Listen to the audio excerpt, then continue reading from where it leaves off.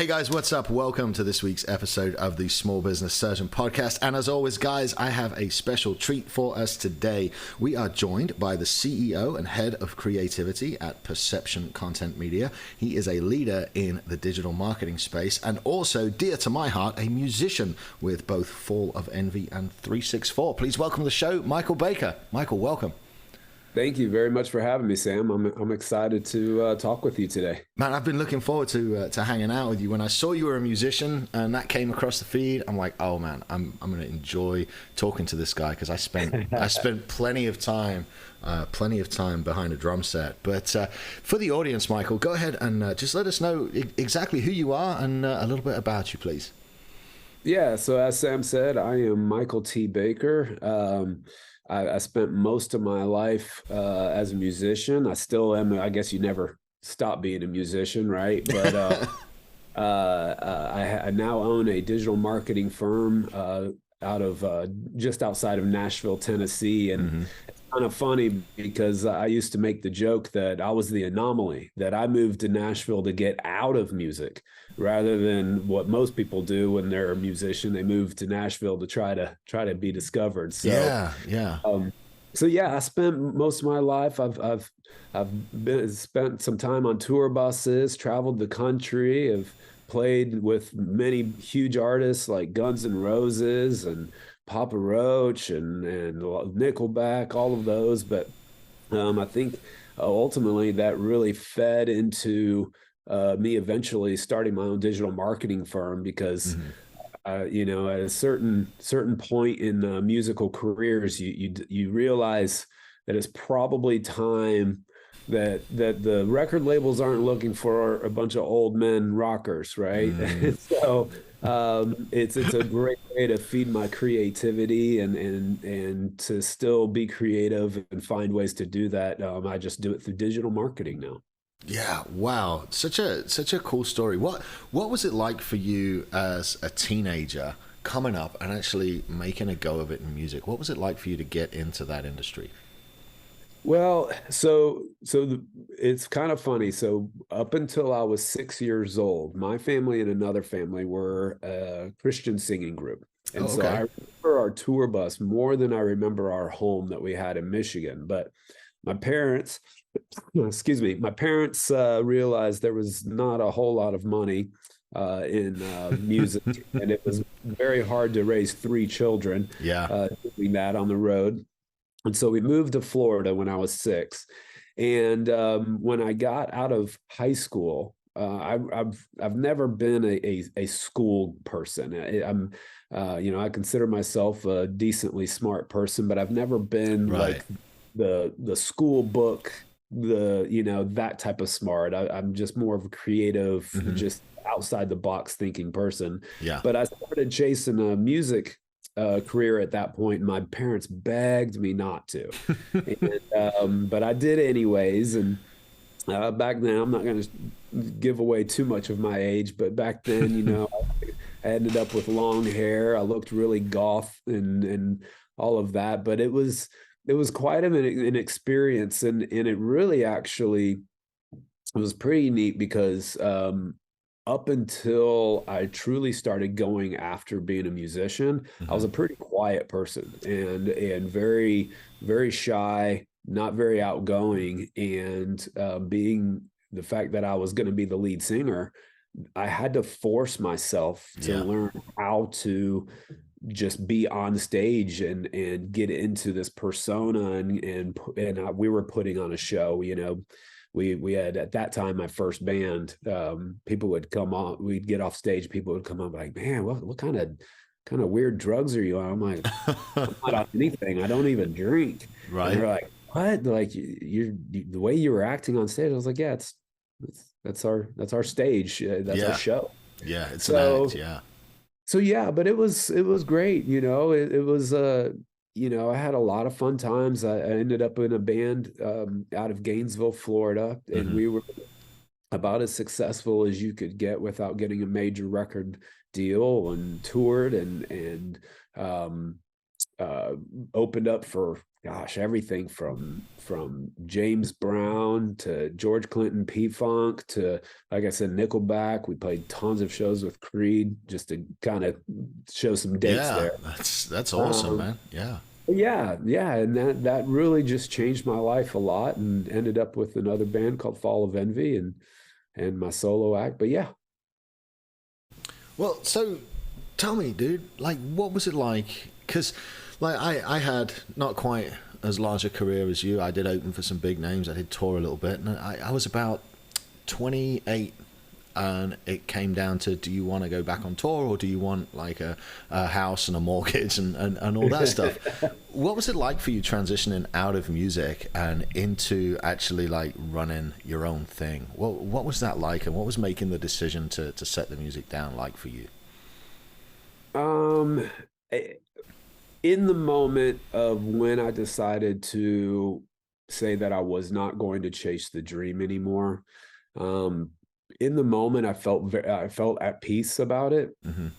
just because I had chased it for so long, and I'd had and this is not me patting myself on the back or trying to brag or anything, but outside of being on a national major label and being world known, I had a very successful Right. career. Hmm. I still receive residuals. I'm still technically signed. I'm signed to a record label right now. Hmm. We just don't tour. In the moment, it was I felt at peace, and I was at ease with my decision. Hmm. Um, Now it is still hard because there are those times when it's like, man, I really do miss performing. That was Hmm. one of my favorite things. I miss Yeah. Yeah. performing. I miss being on stage. But at this point in my life, I'm married, and I've got two kids, 9 and 7, and I can't even imagine what it would be like not being around them. We're around them pretty much every Yeah, dude. single day. We homeschool, and so it's like I can't. There's no possible way I could give that up at this point. Those are So such good ages too. Like they really start to come alive at that age, man. yeah, and our oldest is our son. He's at that age too. He's almost 10, so he's pushing the boundaries. He's trying to see Hmm. exactly how much he can get away with. So that's an interesting time as well. Yeah. Um, but yeah, I felt pretty at peace about it. But obviously, we still put out music, so Hmm. I'm still feeding that itch, so to speak. And I've got a solo project, the 364, and so I still write and still feed that musical itch, so to speak. But yeah, I honestly I felt at peace about it. Yeah. Yeah. I miss it, but I don't miss the late night loadouts and Taco Bell at 3 in the morning and living in a van. Yeah. Yeah. So, man, tell me a little bit about how you got into the marketing space, and what it was like setting up on your own and starting your first business. Yeah, great question. So, it's funny to kind of loop in all the music stuff. I had always been doing. Not sure if that's correct English, but Just I make had it up as you go along. yeah. That's what I do. Um, so I did all the marketing stuff for all of my bands. I would Hmm. do, I would create all the flyers. I would do all the artwork. I would do all of that. But I never even thought about it as doing marketing. I Right. just Right. just did it because it was, what we needed to do to try to, promote the band and Hmm. things like that. And when I moved to Nashville, I worked in a couple of different industries. And one of the industries that I was most recently in was the tech industry. Hmm. And I worked for two separate tech companies, and I was actually director of business development for them. But neither one of the tech firms, multi-million dollar tech firms, and neither one of them had a marketing department. Wow. And I was director of business development. And so I knew how much, it's, as you hear, it's sales and marketing, right? Hmm. They hand in hand. I was like, well, I really need marketing stuff to To help my efforts on the Yeah. sales. Yeah, for sure. And so I just took over the marketing, and I just did it, even though it wasn't my quote unquote job, right? Hmm. I just did it. And then coming out of COVID, the firm that I was with, they changed their whole how they were going to grow their business. They Hmm. decided instead of opening spots all across the US, that they were just going to centralize everything at their headquarters in Ohio and just hire remote workers. Well, I didn't fit into that plan. Right, right. I wasn't going to move to Ohio. And so I at mean, who that does that? Come on. from Nashville to Ohio. Maybe some people do, but People leave Ohio. Wait, it wasn't my that's mean. thing. I've never been to Ohio. I'm sorry, Ohio. Sorry, There's guys. some pretty parts. But yeah, so we parted ways, and at that point, I started to look into potentially working with another tech firm. Hmm. And I decided, since I'd been doing so much marketing stuff, I decided for a friend of mine that I would create some marketing elements for him. Hmm. And I just did it without him asking. And I sent it to him. I said, "Hey man, what do you think about this?" And he was like, I love this. This is awesome. I was like, "Cool. Can I come to your office and talk?" And I was thinking that it was just going to be like a little bit of a side hustle, Hmm. right? Just to give me extra time. I wasn't in a big hurry to jump on with another tech firm, but it was like, Right, hey, right. this will be something I can do to, just bring in some extra income while I'm looking and taking my time. Well, I went down and met with him, and he owned his own business, obviously, and I walked out of his office with a contract. And as soon as I got to my car, it was like that epiphany, that just awakening, the angels, type of thing. Yeah. But I got down to my car, excuse me. I got down to my car, I called my wife and I said, "I'm never working for another person again." She was like, "What?" And I was like, "I'm just gonna have my own marketing firm." It was just that realization. I was like, "This is what I love. Hmm. This is what I love, that I really enjoy doing." And it's the creative aspects, all the things that we've already talked about. And so that was it. Uh, there was no like long thought out, put together a business Right, plan right. and any of that. It was just, this is what I'm going to do. And literally that weekend, I sat down, and in one weekend I built my first website for my business, and I was off and running. And that was almost two and a half, well, yeah, about 2.5 years ago. Dude, that's awesome. I love somebody that comes in and just takes action. Like, regardless of the outcome, like you made a decision and said, I'm going to act on it, and you followed through with it. And look what happened, dude. Yeah, I think it's, a little bit of that, of doing that and not allowing the fear to set in, was because of the fact of how it Hmm. transpired. I didn't really give myself a chance to even think about like what I was doing, right? It was just Yeah. like, well, this is what I'm going to do, and I'm just going to do it, Hmm. and everything's going to be fine. And running your own business is easy. It was, and I knew that that wasn't the case, but it was almost a little bit of that, you know, jumping out of the plane Yeah. and building the parachute as you're going, and just figuring it out. And so I didn't have any room. I didn't even have any time to allow any type of fear or anything to set in. It was just, this is what I'm going to do. And if I want to live the life that I want to live, and Hmm. provide for my family, it's just let's get hustling. This is what it's got to be. So, like you said, running your own business is really easy. Um, what would you say the biggest challenge that you faced in the first 6 months was, and how did you overcome that and keep moving forward? I think the hardest thing I had starting out, um, because of the fact that I didn't really, if you looked at it specifically like resume wise, Hmm. if you looked at my LinkedIn and looked at all the past jobs, to all of a sudden see, um, owner, CEO, head of creativity of a marketing firm, it was Hmm. like, okay, where at what point did you have any type of marketing experience? Right, And right, right. And so having a little bit of that, okay, well, how do I sell to people and convince people that I can do this for them and I can handle it for them without having really that resume to show them like, oh, well, I worked at marketing for this Right, firm, right, right. And so that was the hardest thing for me at first. I set out, and just said primarily what I set out and was going to just do was social media marketing. Hmm.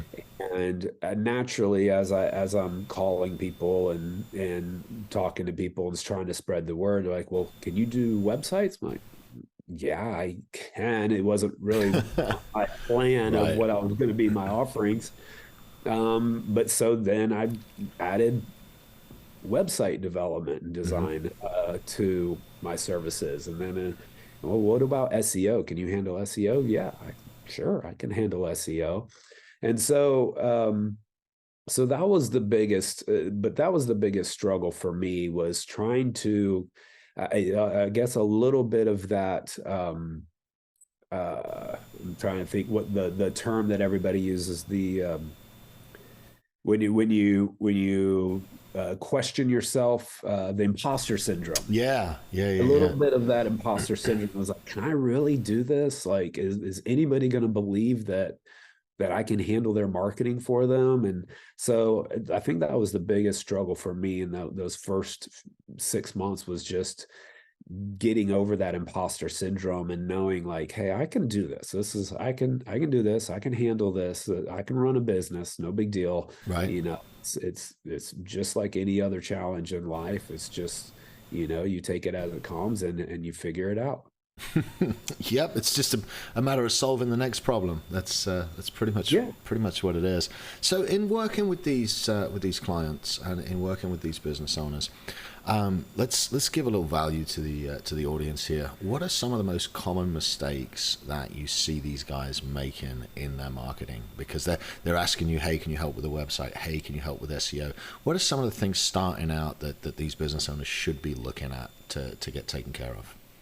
Yeah, man, great question. And not to get deep into sounding salesy here, but I made a big shift in my firm and how what my offerings are Hmm. because of what this answer is going to be.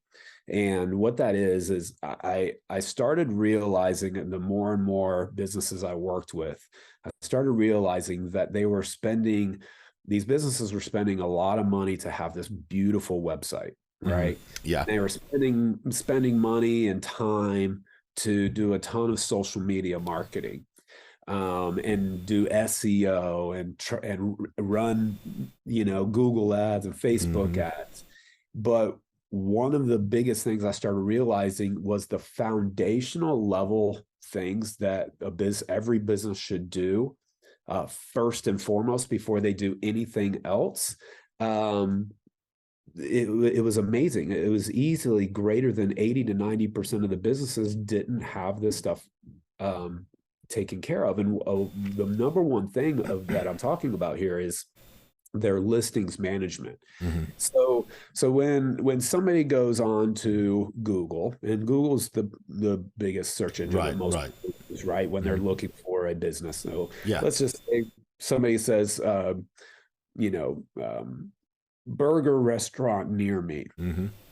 Well, when you type that in, Google has a split second to give you the best possible results that they can, Hmm. right? Well, of course, they're going to look into their own backyard. They're going to look at Google Business Profile to Right, see right. what businesses have Google Business Profiles and all of that. They're going to look at the reviews on Google Business Profile, all of that. But also in that split second, they're looking across the entire internet to ensure that whatever it is on the Google Business Profile is also 100% accurate Hmm. across the internet. So they're looking at Bing, Yahoo, Facebook, Instagram, X. LinkedIn, Better Business Bureau. Like it's close to about 50 different sites that Google actually cross-references the information to see if it is 100% accurate. And if it is not 100% accurate, Google will actually, I don't want to say they start to de-rank you, but they start ranking businesses that have those things that are more accurate higher than you. And that's what you'll see sometimes.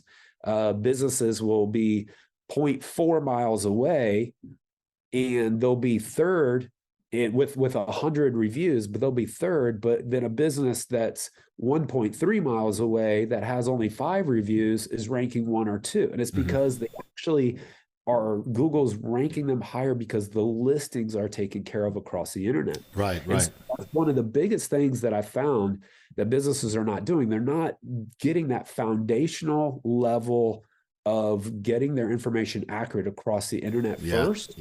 So that when somebody does find their website or when somebody does look for them through social media, when any of that stuff, it's all accurate, and it makes all of that makes the ROI of all the other marketing spend so much bigger. I just don't think people realize, Michael, how many directories there actually are out there that it's important to be listed on. I know a lot of them, they get the Facebook page, they get the Instagram, they get a Google My Business account. But can you give just a little bit more into the directories and what they actually do? Because I don't think that people understand that they really exist and that Google is using them as a source of cross-checking and confirming information. Yeah, so it's you got to look at the internet as like the old school yellow pages, and that's your directory, and so even though Google is where somebody may be searching for, the directory is the same thing. That there's business profiles on Google. There are all these same types of things. You may not be setting up your own actual business profile on Yahoo Local or Bing or anything like that, but they have the business listings the same way. Yelp is obviously one of the big ones. And so you got to look at that. Google is not just Google. Google is encompassing the entire internet, and every aspect of where your business should be listed and can be listed. Everywhere that your business should be listed or can be listed, if I can talk right, should be listed. Correct. Get that right. Yeah. And that's the biggest thing. It's even YouTube, and not every single thing is relevant to every single business. But you should be going out as a business owner, and you should go on to Bing and look for your business. And if your business is not listed, you need to create a profile. And do that on Yahoo, on any of these listings as much as you possibly can. Yeah, totally. I think that having those directories properly filled out it's definitely made a business for a lot of my clients in what they do as well. It's just and I first heard about it right at the beginning of COVID. Like, I had no idea directories existed, and once we started digging into that, it really did help. So my next question, how do you stay like up to date on all of this stuff? Do you get help for it? Or because I know there's I think the list I last ran off was about 220 of them, but let's say there's a top 50 directories, and then how do you stay up to date with that and keep up with the things that the Google engineers are doing? Well, I try to, just like any other person within their industry, I would say I'm the foremost expert. There are people that have been doing this for a long time, and on a greater scale. And so I rely heavily on other people within the industry and to see what they're saying, to look at their studies, and look at all of those things, and subscribe to any of those newsletters, those blogs, listen to podcasts and things like that people that are talking about these subjects and what's happening and what are the changes. And so I'm leaning on other marketing experts to hear what they have to say. And obviously, anytime I can be part of a call that has to do with, changes for, what Instagram is looking for, Right, right. anytime I can be part of those types of calls, then I absolutely take advantage of that. And but that's primarily what I'm doing is I'm listening to the community itself, Hmm. because it's technically, we're all competitors, right? But at the Right, same time, right. we're all in this together and trying to figure this out. And the algorithms are constantly Hmm. changing. And I still hardcore believe that nobody truly knows, No, no. even if Meta comes out and says this is exactly what we want you to do, it still doesn't seem to work. It's like, that doesn't make sense. You Yeah. told me you only want 5 hashtags, but whenever I put 30 hashtags, I get more views. So you tell me why, you know. It's, So you definitely work in the industry. yeah. It's easy to tell, which leads me to my next question. Honestly, because there's a fine line with small business owners between running a company and then generating content, and every company now has to be a media company. Like, it's just there's no way around it. So when you've got that entrepreneur that's by themselves or got a couple of employees that's looking to get started, what advice do you have for them when it comes to distributing content and creating actual content for themselves? I would say the number one thing is, just like any other business, and no matter where you are Hmm. in the level of the business, you're creating your ideal avatar, right? Who Right. is your ideal customer that you're going after? Hmm. And with some businesses, you could get extremely granular to the point of what type of coffee they like to drink, and those types of things, Hmm. and depending on your business, right? But if you can get at least a high level idea Hmm. of who your primary customer is, and what that is, then you can start putting marketing efforts around that type of customer. So Hmm. for instance, if your primary customer is going to be 18 to 25-year-olds, Hmm. and the only place that you're posting social media is on Facebook, then you have a major problem, because that's the and Just where the old people hang out. Come on now, everybody yeah, knows exactly. that. Like, I fall into the old people categories nowadays. those kids only go on Facebook to check on their grandparents. That's it. That's the Exactly. only reason that 18-year-old's on Facebook. He's checking on grandpa. So exactly. And That's so if you right, though. I mean, it's if you changed so much. It's changed it so has, much, you know? and it has. And so understanding who your client is Hmm. and where are they most likely to be hanging out Right. online. Now that doesn't mean, and I get it. A lot of older business owners, they're just like, "Oh, I'm not going to get on TikTok and dance around. I'm not going to. That's not me. I'm not No. going to be this." No, no, no, no, no.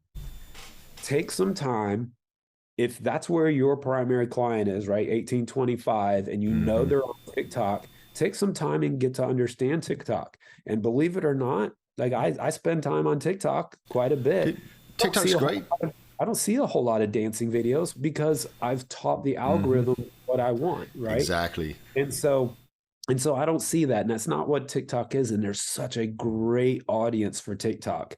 And so that's the biggest thing I would say is understand, at least to a decent level, of who your clientele is. Hmm. Understand where you can just Google, top social media platform for ages 30 to 40, Hmm. and it'll tell you exactly what it is, and then start putting your efforts there. Now, there's tons. My firm offers part of the packages a social media marketing manager, Hmm. where you can go in and you can schedule out all of your social media posts. So if you find out that Instagram's the best place, Don't just post on Instagram though. Hmm. It's so easy to make one post and post to all of your social media accounts. There's so many easy ways of doing that.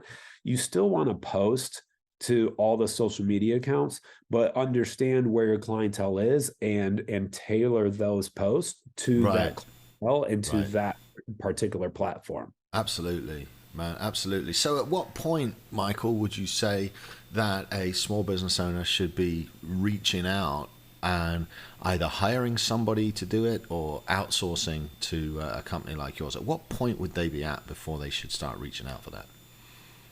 Yeah, I think that's an internal question that the owner needs to be answering on their own. And what I mean by that is I can't tell you when, because I'm not around you all day long when you're running Right. your business. So I can't tell you how much time you're wasting doing things that you could easily hire an expert to do Hmm. compared to doing revenue generating tasks. And so to me, the easy answer that I would tell just about every single person, if business owner, once I started talking to them, is: are you spending any time at all doing social media marketing, Uh-huh. any of doing digital marketing? Yes. Well, then you're spending too much time. You Yeah. should be focused on revenue generating things, and there's businesses just like mine all around. You can find people, great people. You can find virtual assistants and Hmm. people that can help you with this, that will help you out. And so, but ultimately, I think that's what it comes down to is when you're time blocking and you're running your business. If you're spending more time trying to figure out how to create the best social media posts, rather than going out and interacting with your customers and Hmm. clients face to face and building your business and doing those things, then you're spending too much time doing it. Amen. Amen. I'll clap at that. Like, you got to focus on those. Well, you've got to focus on the revenue generating tasks more than anything. You got to put your skill set as a business owner Yeah. into its highest dollar per hour task, really. So, or on the show, but if I did, it would be to tell you about the systems and processes I use for running businesses online, which you can find in our Facebook group over at FollowSam.live. All right, back to the interview.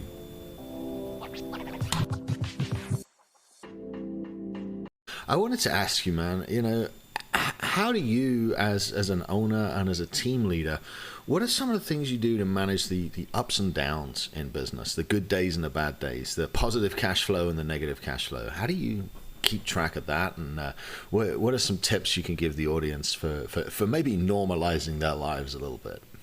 Heavily drinking. I'm just kidding. I'm kidding. I'm kidding. All No, right. uh, you know, I think the big thing for that is, um, and this is something that I've learned and I'm still learning and trying to teach myself. I mean, as I said before, I'm 2.5 years into truly being a business owner. Hmm. So I am not an expert on how to run a business by any means. I have my personal struggles and my things that I've gone through that, sure, hundreds of thousands of other business owners have gone through. Hmm. And but ultimately, what it comes down to is that exact thing. There are so many business owners that are out there. They may not be necessarily marketing firms, Hmm. right? They may not necessarily be in the exact industry of who you may be in, right? But the similarities of understanding the ups and downs, the ebbs and flows, the struggles that an entrepreneur goes through, you gotta find those good people that you trust. Hmm. You see that their business is flourishing, right? You don't want to go find the business owner and that you met that they're really struggling to stay afloat, and then Hmm. ask them for advice. Go to the ones that have been successful, that are currently successful, that you can pick their brains. I promise you they're going to want to help. Hmm. It's a great community, and so that's what I try to do. I I try to lean heavily on, I'm part of some coaching groups. Hmm. Uh, I've got a personal mentor that I can lean on, and go to and say, hey man, this is where I'm really struggling, Yeah, and yeah. I feel like I've hit a wall. I'm 2.5 years in, and I feel like I've plateaued, like everything's just flattened, and I'm not growing, and am I missing something, And Hmm. so being able to just have a good group, have 3 or 4 great people, um, that you can communicate with, get at least one great mentor, and lean on them and ask them for advice.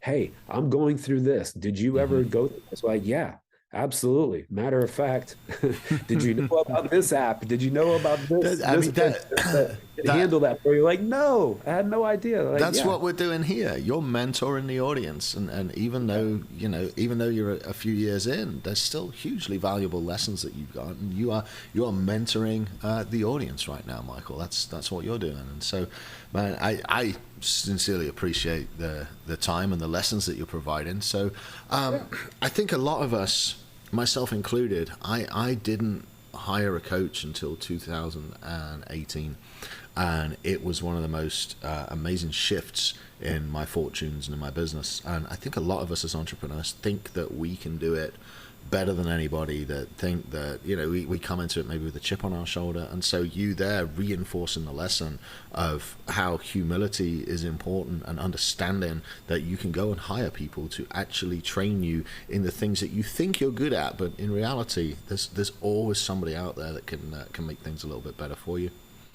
Yeah, and I think the key word that you just said there, Sam, was huge, the humility. Hmm. Because being able to have somebody that you can be very honest with, and be humble and say, I am struggling. Hmm. I need some help figuring this out, and just having the humility to admit that, is huge, because That's hard to come by in your 20s. Like when you're bulletproof, right? You got to yeah. be shut down a few times. I think I certainly needed the corners knocked off me. I had to learn humility through failure. So if part of my purpose now is to encourage young entrepreneurs to be humble and to go and seek out those coaches before they need them. Yeah, and failing is not the end of the world. No, I no. mean, yeah, it's been said, a million different ways, and I don't have like that, put it on a social media post perfect quote, but ultimately, when you fail, you're either doing two things. You're doing one of two things Hmm. when you fail. You're either quitting or you're learning. Correct. And so when you fail, you have two choices. Oh, I failed. I quit. I'm not doing it anymore because I failed. Or you can learn, and you can get back up and say, okay, I learned from that mistake. I'm not going to make that mistake again. Hmm. Hopefully you learn from your mistakes, and then you get right back at it. Yeah. Dude, I quit like twice a week, but there's nothing. I don't know how to do I anything else quit by this earlier point. today. I don't know how to do anything else. I'm stuck. I'm stuck with it now.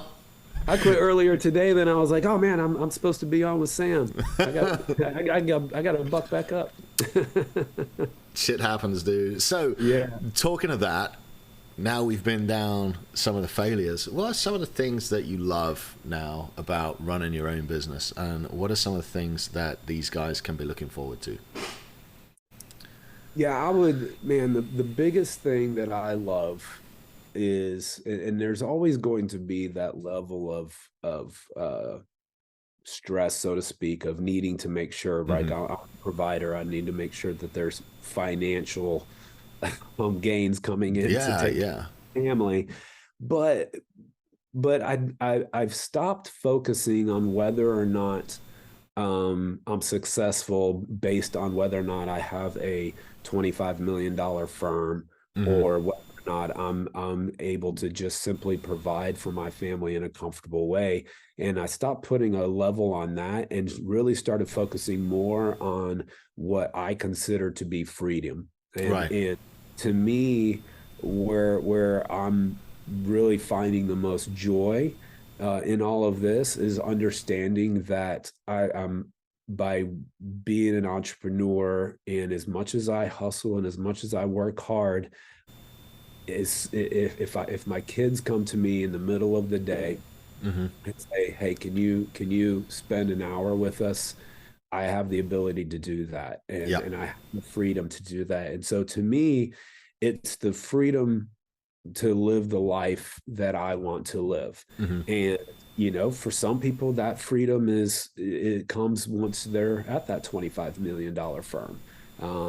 Some people it's less than that, and Hmm. I think it's coming to a realization of what is most important. What are you really striving to gain out of being a business owner and Yeah. an entrepreneur, and understanding that I don't have to be VaynerMedia Hmm. in order to be considered successful. I'm Right. not Right. striving for that. Right. What I'm striving to do is to rest my head at night knowing that my kids have their father around.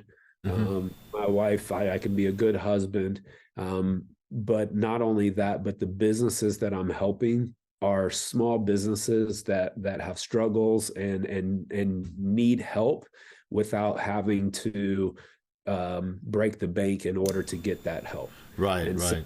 so that's what I truly enjoy is just the fact that I'm helping but Hmm. spending that time with my family. Like you said, like we said earlier, my son's almost 10. Right. You know, Right. I'm more than halfway to the point. I'm past the halfway Hmm. point of when he turns 18, and just like every 18-year-old, he's going to want to go live his own life. And Yep. I've already lost half of that. So I don't Yeah. know if I answered your question, No, but absolutely, man. I think it's really important, Michael, to just re-emphasize that, like, your definition of success is what you make it. It's yeah, not what everybody else says. And, sure, I'd like a Lamborghini. Yeah, but I'd like a few cash flowing commercial buildings more. I'd like to be able to take my dog on a walk down the lane and not worry about what time it was. Like there's stuff like that that's more important to me. And, when I've got multiple commercial buildings, I'm sure I'll get a Lamborghini. But the point is, I'm as successful now as I've ever been, and it feels great. And yet, when I stop and think about it, am I where I want to go? No. But I've achieved my definition of success. And I think that far too many of us watch the guys on the internet with the rented cars, and they feel as though if they're not producing, $1 million a month in revenue, they're failures. Whereas in reality, if they're taking care of business and they're taking care of their family and the people around them, then ultimately, no matter how small, they are a success. yeah, absolutely. And I think a big part of that, and I'm sure you've done the same thing, Sam. And what that is setting attainable goals, Hmm. right? If I set a goal that I'm going to be as fast as Usain Bolt, Hmm. I will never accomplish that goal. It's just reality. I'm a Right, right. 50-year-old man that is was maybe, like the Uncle Rico. I was decently fast when I was in high school, right? Right. But the goal of me being as fast as Usain Bolt is never going to happen. Now I can set a goal to be the fastest Michael that I can Right, be, right, right? right. Yeah. But setting those attainable goals that you can say, okay, by the end of this year, okay, so we're already in October, we're into Yep. Q4, Yep. right?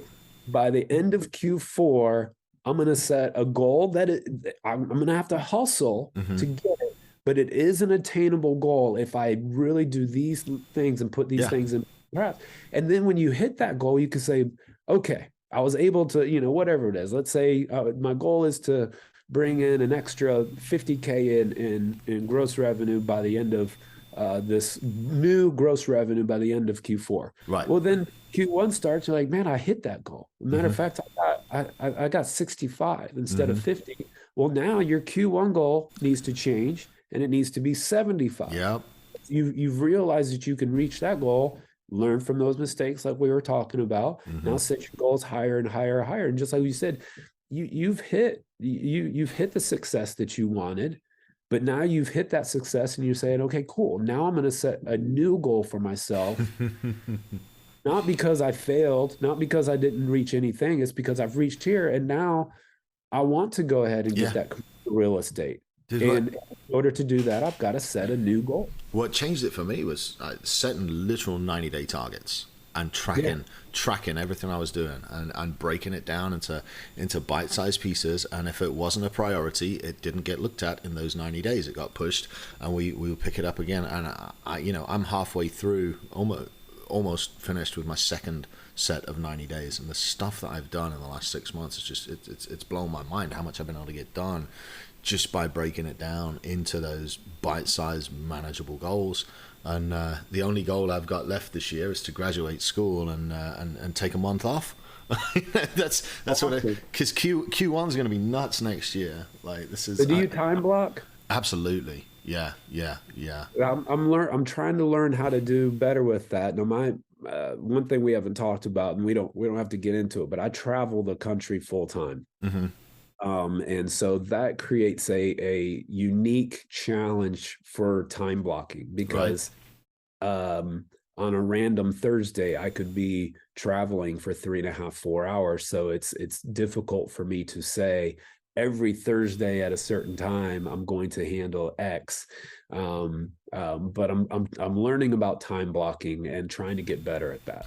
So what I do, I used to do that like every Thursday at such and such, I'm doing so and so. But what I do now is look at the stuff I want to do during a week, and then I have fixed times for stuff, and then I have flexible times for stuff. So my mornings up until about 8 o'clock in the morning, 8:30 in the morning are fixed. I do a specific set of things from about 5 o'clock when I get up to about 8:30, and then at 8:30 to noon is flexible but kind of sort of fixed. And that's when that's when I handle a lot of the business tasks, a lot of the meetings, a lot of the phone calls, a lot of the delegation, a lot of the checking on stuff. But it's flexible.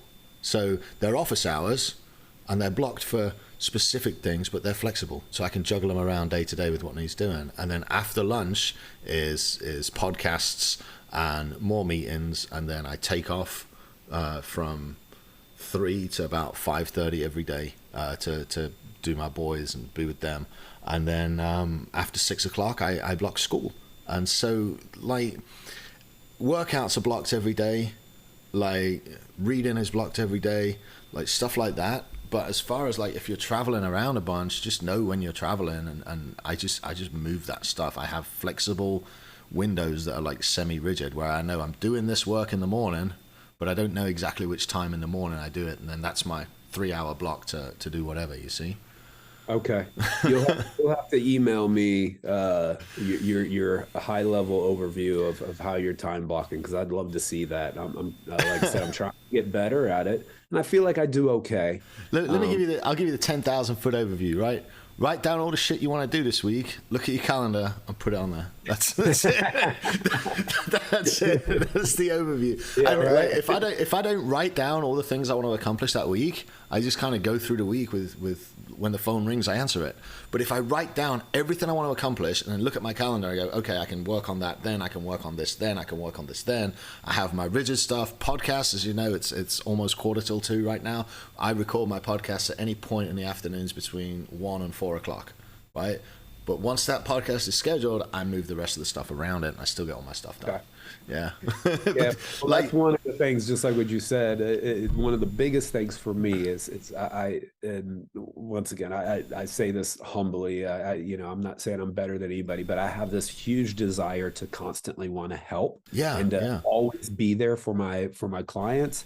And one of the things that I've had to learn is at 5 o'clock, well, I've got clients ranging from California to right. I'm literally covering the entire U.S. I've got clients everywhere, and so within reason, most of the time I'm not hearing very often from my clients in California. They understand I'm usually Central or Eastern on average, but I'm trying to get better that at 5 o'clock business stops for me. Right, right, right. I have to treat it as if I'm walking out that proverbial office door, right?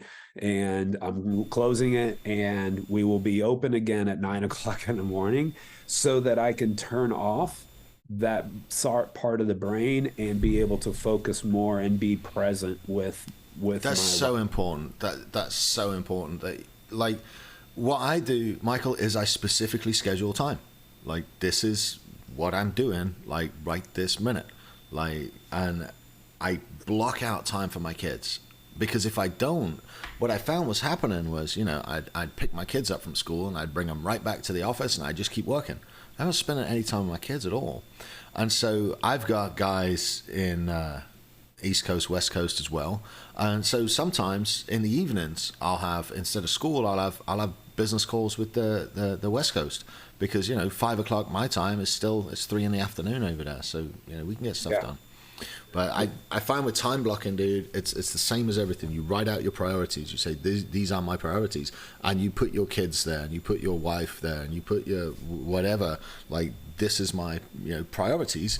And you make sure that everything else runs around those priorities, because you'll find that within your business, there are priorities, there are necessities, and then there's a whole lot of stuff that isn't really that urgent, and you treat it as urgent at the detriment of the relationship with your family.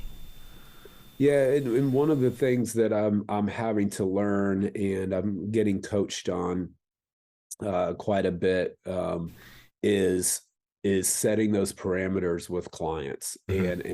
and doing this in a nice way.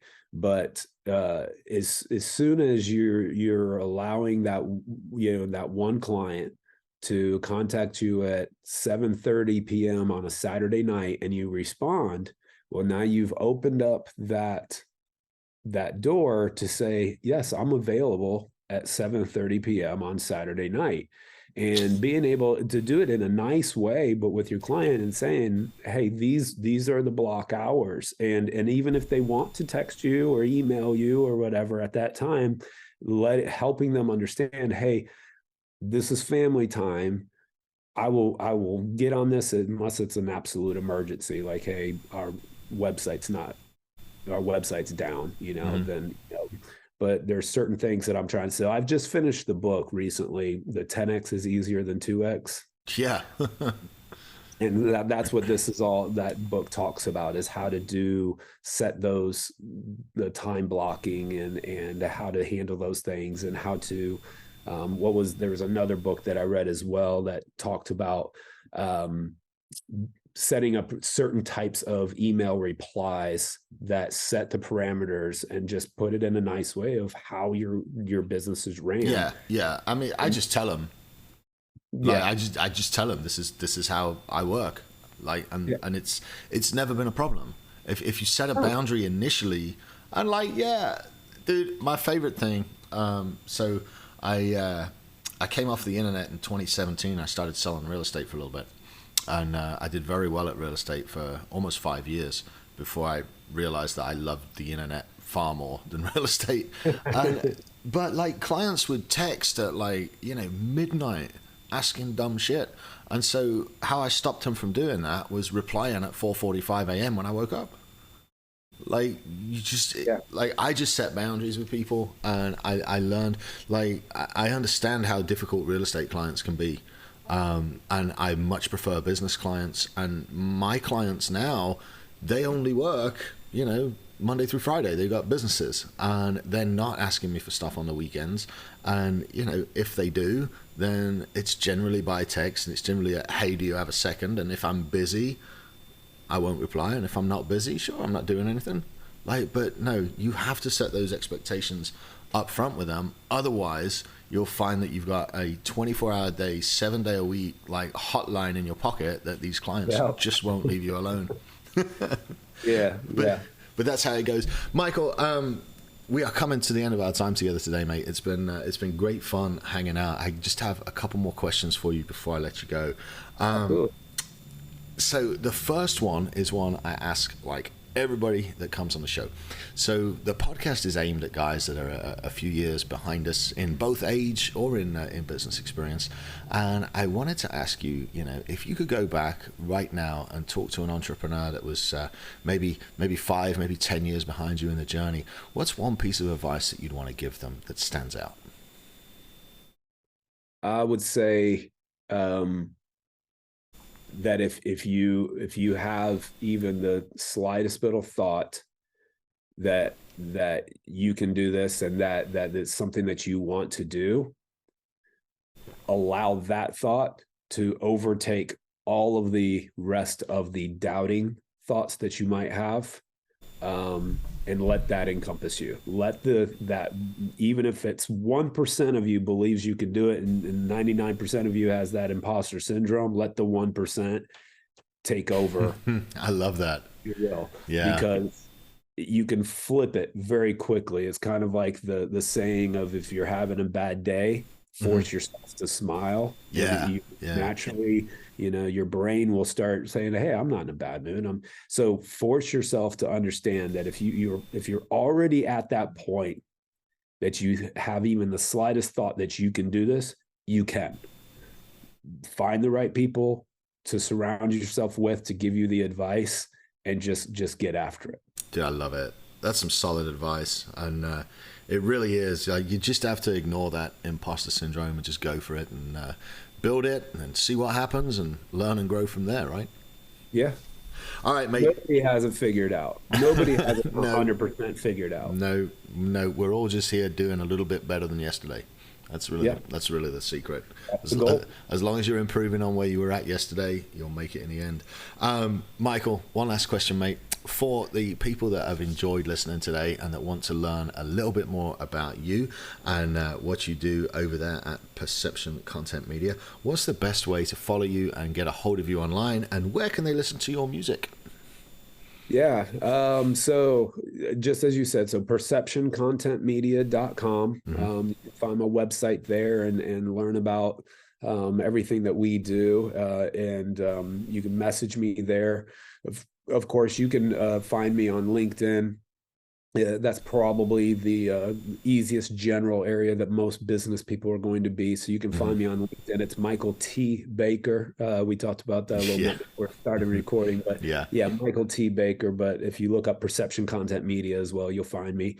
So that's the easiest way to get a hold of me. And I will say this also before I tell you the music thing. So Sam, anybody who's listening today, and we had talked about understanding how your business is listed accurately across the internet. I've got what's called an online presence report. Now, I typically charge $499 for this report.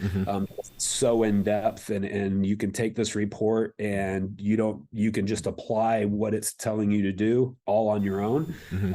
But anybody who is listening to your podcast, watching your podcast, and messages me with Small Business Surgeon in the message, I'll actually give them that online presence report for free. Oh, dude, that's awesome.